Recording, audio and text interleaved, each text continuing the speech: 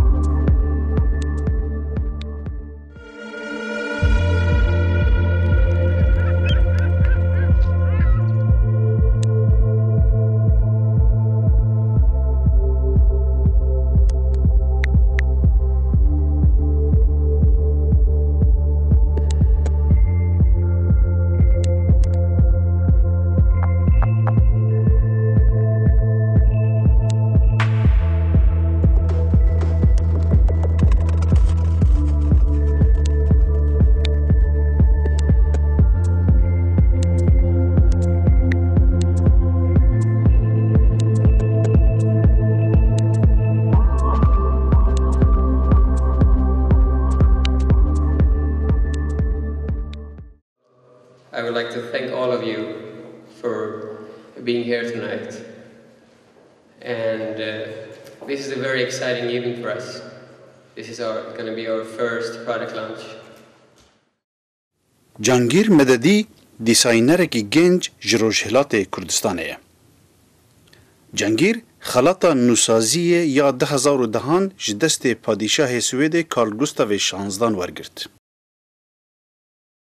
Kurdistan TV xwest wî bibîne û bi bîneran bide nasîn Cihangîr Mededî em vexwendî bajarê xwe kirin. Kelmer li başûr Rojhilatê Swêdê 500 kîlometr ji Stockholmê dûr e. û ji ber ku rê dûr û nexweş bû, diviyabû ku em taştiyan ji Stockholm derkevin ku ber bi êvarê bigêjine Kelmer û li pêşangehê amade bibin û roja din herin cihê karê wî ji bo hevpeyvînekê. Pêşangeha Cihangîr Mededî di kela Kelmer de cîgirt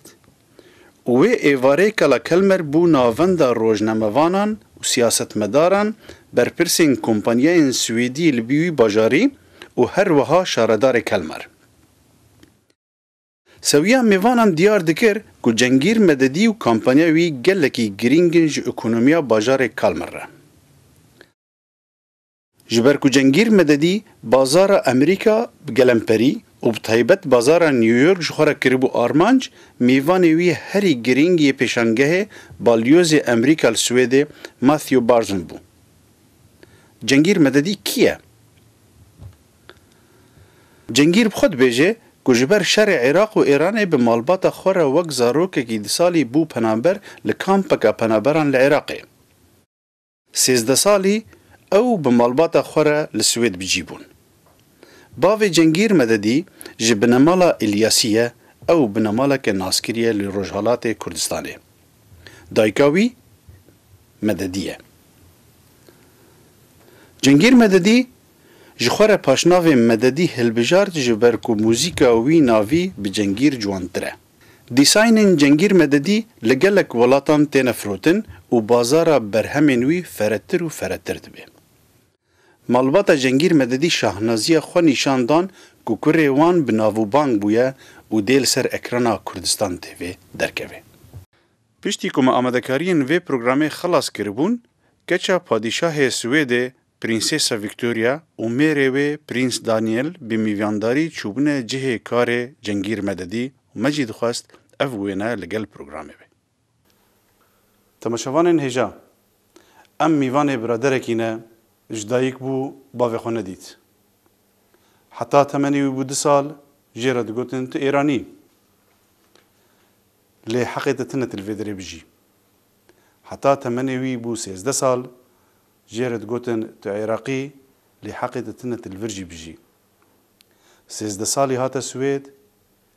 hesab dibe ku li wir çavê xwe li dinyayê vekirin همو رجال پیشوی هاتن وکرن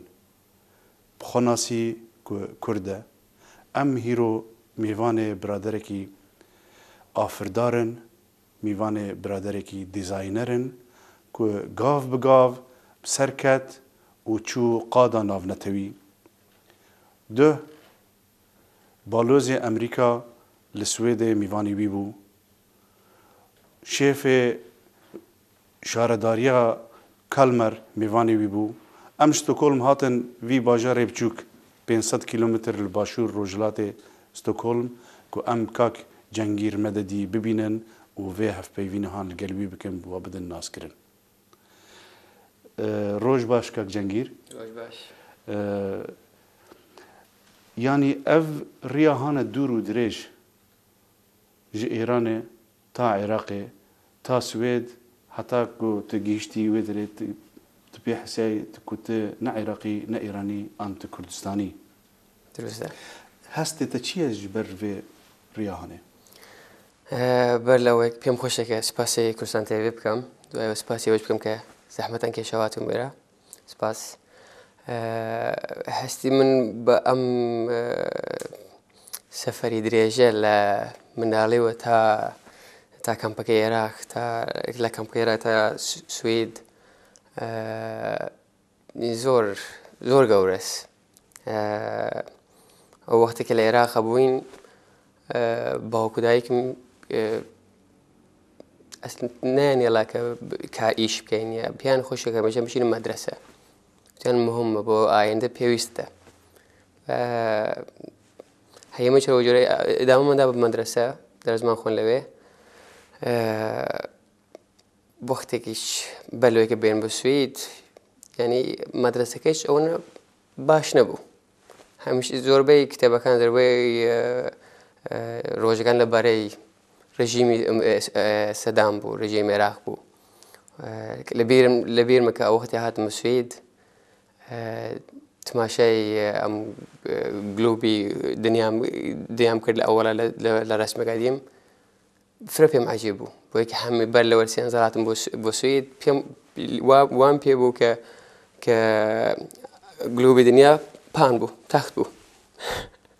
يعني أونا كمكوري بو أم يعني سيستمي مدرسي لعراق أبو مان وقتی که هاتیم بسویدی یعنی دنیایی که تازه روشن بو بمان ایسا آزادی خیال کردن راحت تر بو یعنی هیچ مرزک نما هموشت مرمتوین هموشت چی بگیم مالک امکانه یعنی امکانه راحت تر بی بو انسان دي يمش أو باو دايك من كمان يوت يما تهايرا وبيكواتي لا إيراو أملا سختر أبو يما كي كومكي وبكين تو يما ليراو هاد كومكي تو كومكي بيتان بيما خوش بيتان بكين بس يما ولاتو دوسو خومي من لا جيلا وهاتين بسويد بخاطري عندك روشن تربو هوا هيدي أو قسانيشة لدلا فرهينا يعني مرمي أكيشة خوي ما ميتيك وش كدرس بخونيتو كروجة كي عندها سريان برسبكا أو روجي دوانيش روجي كي وابو بومن يعني كس كم پیشنگی که دیگه بومان راستی ام راحت بوم که تماشای چای باکو دایگم بکمو که دیم که زور پیان خوش بو زور بوم زور مهم بو براستیجی یعنی جیه شهنازیه پیشنگه که به رنگی دی جیه که او هنده گرینگ لباجار کلمر لکلا کلمر به آماده بونا بالیوز امریکا لسوید به آماده بونا او هنده روزنامه‌وان و کسایتین سیاسی و کسایتین عبوری ای گرینگ لسوید براستی جی شاهنازیه که مزنه کردکی گنج لی ام بچه پاش دا وگرن 2010 پاشای سوید گازی تکر و خلاطه آفراندن داته یعنی وقت گنجکی کرد دخو چه آدید؟ زۆر پێم خۆش بوو ئەوەی کە وەک ئەوە بوو کە من وەکی یعنی تژێرە ئامادە بووی؟ ئامادە نە ڕاستی لە ئەسڵا نەمزانی کە ئەمڕۆ بۆی ئێمە دوو نەفەر بووین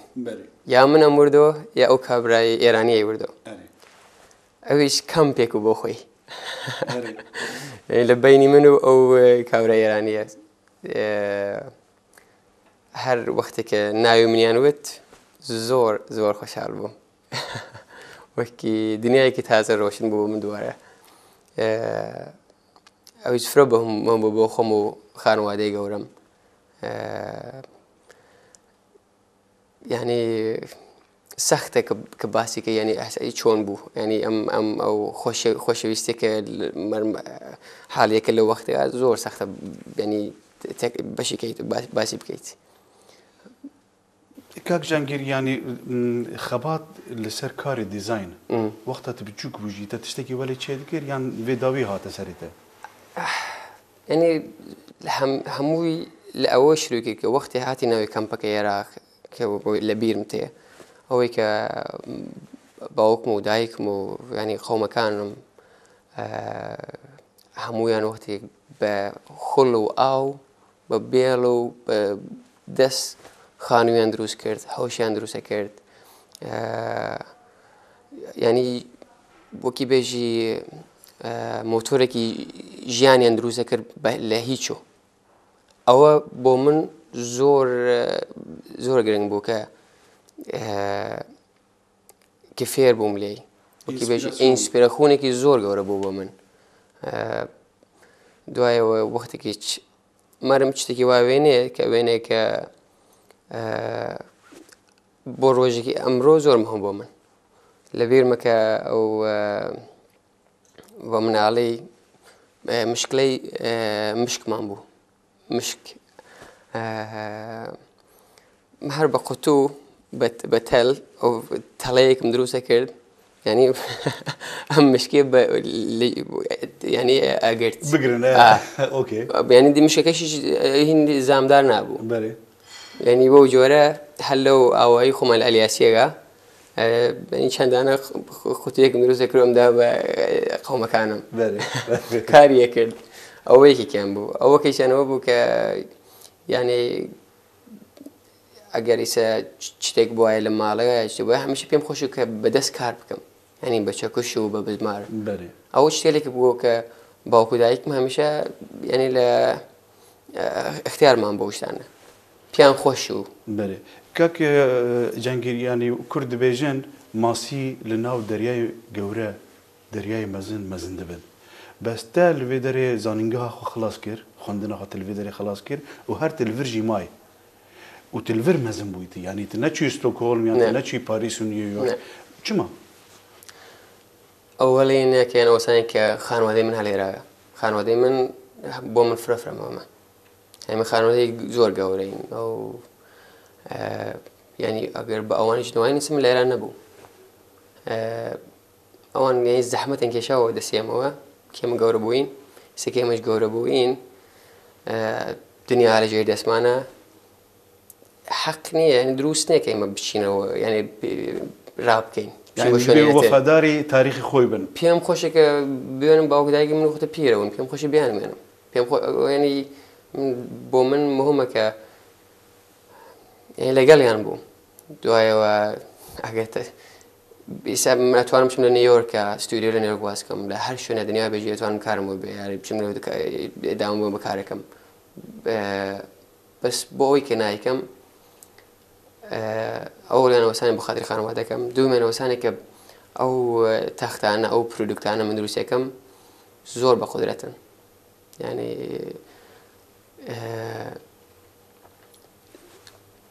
ئەوە لە خانوادەی کەنەدی ئەوە لە کۆلۆمبیا پیکچرز بۆ فیلمی ئایندەی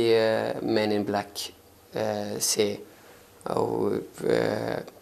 همویان دیسیانن بخاطر ولا أستراليا و یک کۆنتەینەری چل فیت 40 فیت 40 فیت بە تەخت پڕی دەکەن پولێکی زۆر دەدەن بۆ فقط بۆ ترانسپۆرتەکەی بۆی کە بیکێشن بە کەشتی بۆچی بۆ خاطرەوەی کە ئەو وەسپاوان ئەو پرۆدوکتانم دروست یەکەم ئەرزشی زۆرە بۆ ئەوان دوایە ئەوە نیشانەدا بەکەم پێویستە لە ستۆکۆڵم بوو بەتوانم لە کالمارۆ پرۆدوکتەکانم ئەو تەختەکانم باشتر هین بکەم یعنی يعني تبيجي دواري جبركو التكنولوجيا قالك البيش كتيا دنيا بتشوك بويا تلكيدر بيها همو دنياي او بانترنت زور اساسا ترك يعني او هيك تدرس بكين نشايم دي بدنيا بري باشا لجاتي او موبيلياي كجنابي تو ديزاين كريا هيش دتشواري ديزاين دندش تدخبتي لامبا تبحث اللامبا كيرو أول فقط بتاخد شروع مكره يونيون بنش كناوي يومي باخش كرو لتوي دنياها هو يك ال أو استراتيجية كلأول دامنا شون ناوي خمان بم بتشوكي ولا شاري بتشوكوا باخش بينه بناوام كينو بعد برودكت دروس بكين ككومك ما بكا بو خاطر ويكا دي زور فوكس من 2 سال فوكس أنا برين برودكتو دوای 2 سالی چه هر وقتی به کمک اینترنت راحت تر بود که ما ناوی درست بکنیم کم ایچ ایسه ما خریکین که لامپ درست بکنیم او تختی دانشین درست بکنیم پروژه‌ای که تواوی هتل درست بکنیم يعني تا بيجن شيء أو تا دستكي دري تا جلوبي لاي تختي خوكا لامبي برتختي خوكا همو يعني أنا يعني أو بروجي كمان أتوين هموش تجيب كين يعني أو تدير الفير بالسويدي جرت بين شوب سنتر بولاتي دن قالك جيان دبيجن مول يعني أو ديزايني دهندر مول داجي وانا جي سرت خابتن زور بيا مش يعني قشتي أنا يعني أو أنا زور أسبوع كني مثلاً بويك يعني أون برودكت اللي كان قالك يعني تشتغل ك 50 سال لبروي وقت كاربكا 50 سال لدواي وقت جو كاربكا يعني بيجن بيوم بسويدي بيجن تيدلس يعني للدرجة دمه يعني ناتوين كسالي بني تقيو تاخذ ليش سالي دروس كريابا بس يعني طيبة منديا كدن هي او انجام دستته او ديزاين كنت درست كري كنت هري لكيجا ولاتي لبنري مروزانه ابيا جنگير دروس او زور بقدرة او ينانيما زور يعني زور آسانه بس او آسان يعني هر کس نکاره چيكه اگر وابا وي کسی دن بره چيكه ربا ما نبره آسانه يعني او هل وقت المدرسي ديزاين بوم هل وقته خطي ديزايني من فرا ساعدو كبزاني او معلومه كان همشين وقت هل بالمدرسه ديار بو چه زوانه كي ديزاينت بو يعني زواني ديزايني من راح تروبي بوان ك بناسن قالك جاران اگر برادرك باش سرد كبه هر کسی که خوازه سری خوابی بلند بکی بیش اویا ایمنه. چی کسی تلفنات نکر مثلا یان ایران یان عراق یان ملتیدن تلفن بکی بیش والله ایرانی یان عراقی. او دوست دارن رادیو ایرانی تلفنی کرد. بله. وتیان باش ایرانی کرد که وتیان بفارسی وتیان پیام خوشه که تو لایپاد شو خلات کلیایی تو پیام خوشه بلگل تو یک اینترویو دانین. بزواني فارسي من اصلا من كردم دي وقت ناوي من جانجير الياسي مددي شاهد كمي برو ايراني بشوا بس من كردم بله دي اوانش كمي خوين هنا كردا كشاوا بله بس بو خاطر انترفيو بو فرقينيه من همشي كرد من كردم تشتي هان تدرس دكي وقت جنابتي كرم كر لبازار الدنيا قال لك يجي قرتيه من جولي بوك مالباتا كندي مشتريتنا وقال لك مالبات دنا مزن الدنيا مشتريتنا كاني بحث بكي يعني تباي الدنيا كم نمونه ولا مزن بيجي او مشتريتنا راسي زورن بس تيكوشم شوار بنج داني باس كم بله أول كان خانودي كندي بله لنيويورك خانودي قذافي لليبيا أوانيش چنداني كرسندوا بله دوايا ويش لكويتو لأستراليا لفانكوفر لميلانو للندن لدبي لتشين لفلوريدا يعني زور يعني مشتري من زور هي اللي هم بارشي دنيا بله يعني انت كان بيجي تايبت لاوروبا يان الامريكا يان الاستراليا نو عربان قال لك نعم لهم يعني فرق يونيفرسال يعني تتهوي دنيا هنا يعني مرن بي اوبس كاتت شي بي بس يعني تقدير ذيك تتهوي دنيا تقدير ذيك بله يعني ديزاين تشيتكي يعني قال لك يبقى لي لوكس هذا الشيء يعني قال لك ستاندردك بلنده يعني تنفكري كوبشكي ستاندردك جوالك كمتر كهنكي جاليري به ولكن فقير كانوا بكره تلسربي نفكري شلون فكري مكروه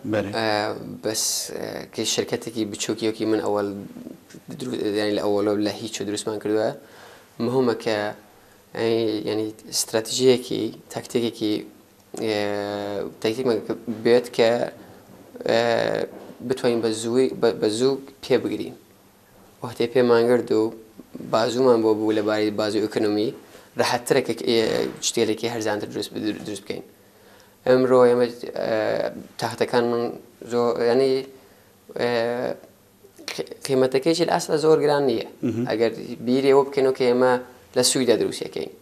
هر داني تحت تقريبا 3 تا 4 روز دوات دروسي كيت يعني أويش بدلوا هم أسبوع عن دروس كين هيك شتى مخوين دروس ناكين بله وكاري دست جبهاي نورمال أويش هم أواني وكاركم باريان ببيت هم أوان يهمش كوز هم كزحمة كيش زحمة من كيشة باي هين ما ببيت يعني هم باري بدنا شركة كوك كبتوين أسبوع تدرس بكين أولين تحت من كيوني بنجبو أول كم upper level يعني كم كلاسي بانتربو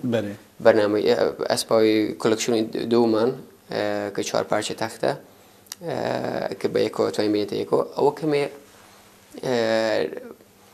بيجي عادي ترى يعني أول الإكستريم بس فلكسيبل يعني كتواني قال لك تشجعيني تشدري بيدي عفري بري يعني از نهاد جانا دفكرم يعني او ديزاين تشيتكي براستيجي كان بقول لك شيوان ورم كار انين ت تمنيتها بكيمه يعني ت هيجي زاروكي عمري زانم 6 ساله حتى في 6 ساله هان تقول لك استي باش بدس اينانه د بلان و بروجي تدا جبو پیش روجه يعني حتى نهار رازي يعني تبيش تكيم كري يعني تزيدا كري دفيت بشكي هيدي تربشي تشاو بخد النرخيلي ما أولا بيوم خوشك يعني لا تواي دنيا أو كنوما إيسا حال بانوا بس مهم أوسانة كلا بومن أو شيء زور جرنا كلا كورسانة كما كميش لبي يعني نشان بدين شي ما ندرس كده يعني انت تخواست خو بگینی بازار کردستان بیجی از کردم و افتشتانا کرنه جبو کردان پیش زور چون يعني زور كم خوش أواب كم من باوركم ك الأم استوديو بتشوكي موا يما أتوانين يعني باشترين كار بكورسان بكين كيس كورسان كلا هلا وقتي أفكرنا وزور مو مك إنفلونسي شيء بيجي. كمرو بجداري بروسيا أفكرنا ولا تخوف. بيم خوشة كبجدار بمنيش. بله. من أجر بتخنوه بشيوت رتوان منيش بشيخهم بدم. بله. بوي كم من بيم خوشة كلا تلوزينا برنامه لبارەی کورسانە بوێنم پێم خۆشە ینی ئەسپاوەکانە بێنم ئەو تەخت بێت یا لامپێک بێ یا هەر شتێکێک بە کورسان بێت ئارشیتێکت بێت پێم خۆشە کە ینی رازی بووم وەختی ئەوێنم لە تەلەڤیزیۆنە پێم خۆش بێت کە ئێمەش هەین زۆر مهمە ئەو تشتێک و جەنابێتە ئافرینێ هەرێکی ناوێکی وێ تایبەت هەیە یان چاوەیە هەمووی ئەو پرۆدەکتانە مەرجور پرۆدەکتەکان بوو یا بەرێ هەموویان ناوی خۆیان هەیە مثلا ئەوەیەتە تازە چێکری ئەف دە پێشەنگا هاتەدا هەبوو بەرێ وێ نەبوو چەرمە ڕووی وێ ناوێ وێ چییە کۆمپاوند کۆلەکشن بەرێ ینی زۆربای ناوێتە ژوانە دڵبژێری بە ئینگلیزینە ژبەر ئینگلیزی ناو نەتەویترە ئینگلیزی زوانێکی ینی دنیاییە بەرێ ڕاحەتترێک ئەو ئەوە کۆمونیسیارە بکەین بەرێ کۆمپاوند کۆلەکشن لە ئەسڵانی چواردانە کۆمپۆننتە چواردانە پارچەس بە یەکەوە خۆت دەتوانی هەر تەختێک فۆرماژێت دروستیکەی بۆ خۆت ئەوە کە فلەکسیبیلیتێکە کە ئەیدێن بە ئەو مشتریەکانمان کە بۆ خۆیان بە مەیلی خۆیان هەر جۆرێ کۆمونەخۆنی پێیان خۆشە دروستی بکەن دوایەوە هەم فلکسیبیلیتر کە پێیان دەین ئەوەسانێک کە لەبارەی مەتریالۆ تقریبا 5 دانە مەتریال هەیە کە توانن بۆ خۆیان هەڵبژێرنەوە لە هاانێ ئەوێ سێ نەفەر سەر و دنن ئەس پێت حەسم فەلسەفاک دپاشیدا هەیە دەدی نەوەک ماسەهانە ڕاستە کو سێ ئینسان بەرهەڤڕونن مەجبورن خۆ بزیڤڕینن و بەهەڤرە دەنگ بکەن هەر کەس کوانێ جێ خۆڕونێ و ڕووی هەرچەندژی لە هەف بێت ینی ئەو مەسەلا کە جوواکیژی تێدێ ینی تدوێ فەلسەفێ دەژێ فکرەی وەختەتە ئەف دیزاینە هەان ئافراند ئەو ینی پشتی ئەم پرۆژە ئەوە بوو کە تماشا بکەین ئەمڕۆ ینی ئەمڕۆ لەم دنیا چی تاختێ لێ بوو ینی نیشانی دا کە ئەو تەختانەکە بوو هەمیشە ئەوانە پشتیان بوو من دانیشت بە یەک جۆر دانیشتی ئەو ئارشیتەکتەکە کە تەختەکەی دانا یا لە شوێنی وەکە چۆن خۆرەکە چواتە بۆنێتە خوار یا پەنۆرامەیەکی جوان بوێت کە ئەو پێی خۆشە مردم دانیشێ ئەوە بوێنێت بەس من وەختی تەختەکەم دروست کرد پێم خۆش بوو کە ئازادی بدەم بە ئەو کەسانی کە دانیشن لەبانی ئازادیەوەی پێ بدەیت کە پەنۆرامەی خۆیان تماشا بکەن ئازادیەوە کە پێیان بدەیت بتوانن بۆ خۆیان دانیشن هەر جۆری پێیان خۆش بێت ینی هیچ هەموو کەسێ ینی ئێمە ئینسان کشمان فەرقمانەیە منەوە کە من پێم خۆشە شاید بە تۆ پێی خۆش نەبێت یان یەک کەرەکتەری ئینسانی ئەوروپی لە دەم و چاوی هەف تەماشا نەکەن وەختە داخفن ینی هەر کەسێک ئالێک دەدنێرن بەس لوێر مەجال زیادەترە ئەگەر بخوازن تەماشای دە و چاوی هەف بکەن ئا دواژی دیستانس دناوبێنەواندا باشە ینی نەگەلێکی نێزیکی هەوێتە دی حەز ناکەن نێزیکی هەفتە بە ئاخفن بچێکی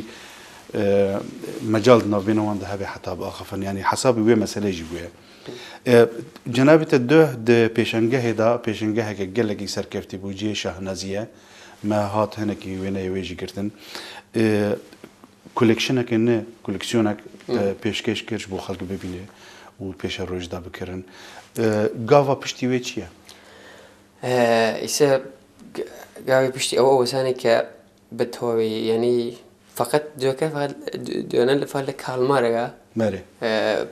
ئینا پاشمان کردەوە نیشانماندا ئەم کۆلەکشنە تازە ئیسە بەرنامە ئەوەسانێک کە تەواوی دنیا بێرەسێنی ئەویش بەرنامەڕێزیمان کردووە لە دوو ڕۆژی ترۆ دەستی پێەکەین تە هێویە خۆئانی زمان ئەو تشتێک و جەنابێتە ئافراندی و دەداخستی بازارە دنیایەتە تێدە ناو و بانک بیە تە هێویە خۆئانی زمان دەخوازی گاڤایەکەیژی ئەف تشتا ئەف ئەنجامی هاان تێکەوێ دەستی کوردان لە کوردستانیژی بە تەمامی جێ خۆ بگرێ چی هێویەتن دەرباری کوردستان دەنەڤا کوردستان تێڤێ لە پێش تێتکانیژ بینەرین کوردستان تێڤێرە بێژی چ دخوازی بێژی؟ پێم خۆش بوو کە ئەوە کە من وەکی نوێنەری کورد کە لە تەواوی دنیاوە ناومان بەرز بووەسەوە پێم خۆشە کە لە ئایندێکی کۆتاکە کە بێن بۆ کورسانیش تماشا نیشان بدەین ئێمە چیمان دروست کردووە. دروستە بەنامەی ئێمە وەسانی لە مانگی پەنجەوە بۆ لاس ڤێگاس ئەچین تماشای نیشانی دەین بە ئەمریکا. یعنی پێم خۆشە کە بێم لە کورسان نیشانی بدەم، بەس نازانم چۆن بێم بۆیە، یعنی هیچ کەناڵێکم نییە تا ئیسە. ئەف jî pirsa me ye dawî bû ji kak Cengîr Mededî em hêviya serkeftinê ji wî re dikin û em spasiya we dikin ku we guhda û temaşayê bernameya